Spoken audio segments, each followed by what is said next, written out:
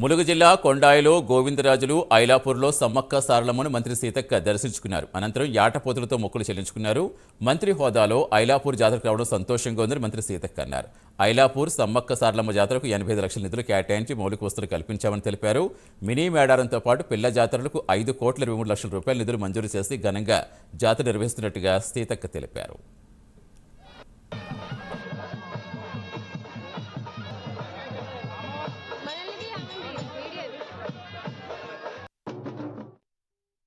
అంత అనుకూలంగా గతంలో లేకుంటుండే, కానీ వాటన్నింటినీ దృష్టిలో పెట్టుకొని గత అనుభవాలన్నింటిని దృష్టిలో పెట్టుకొని ఈసారి ఐలాపురం జాతర కోసం మరి 85 లక్షల రూపాయలను కేటాయించి మరి గద్దెల చుట్టూ ఫెన్సింగ్ కానీ, లైటింగ్, ఇక్కడ కొత్తగా పోల్స్ కరెంట్ వేయడం కానీ, అదేవిధంగా సీసీ రోడ్లు కానీ, టాయిలెట్స్ కానీ, డ్రింకింగ్ వాటర్, మన గతంలో ఎప్పుడొచ్చినా వాటర్ ట్యాంకులు పెడితే నీళ్లు లేక ఇబ్బంది పడేది.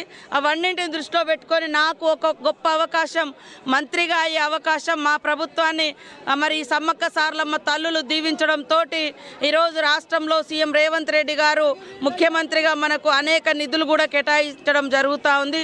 వారి యొక్క సహకారంతో, మరి డిప్యూటీ సీఎం బట్టి విక్రమార్క గారి సహకారంతో, మా ఎండోమెంట్ మినిస్టర్ సురేఖ గారి సహకారం, మా ఇన్ఛార్జి మినిస్టర్ పొంగులేటి శ్రీనివాసరెడ్డి గారి సహకారంతో మరి ఈసారి మినీ మేడారానికి ఈ పిల్ల జాతరలకు దాదాపుగా 5,23 లక్షల పైగా నిధులు కేటాయించడంతో ఈ ఐలాపురం జాతరకు చుట్టుపక్కల ఇటు మనకు కరీంనగర్ నుంచి కానీ, ఇటు వరంగల్ నుంచి కానీ బార్డర్లో ఉండడంతో ఉమ్మడి కరీంనగర్ జిల్లా నుంచి మరి ఇక్కడ మన ఉమ్మడి వరంగల్ నుంచి కూడా పెద్ద ఎత్తున ఆదివాసులు, ఆదివాసేతర మరి ఇతర వర్గాలు కూడా, మరి మహిళలు, పేదలు, బీసీలు, ఎస్సీ ఎస్టీ వర్గాలు మేజర్గా మరి ఎడ్ల బండ్లతోటి, కాలినడకలతోటి ఇక్కడికి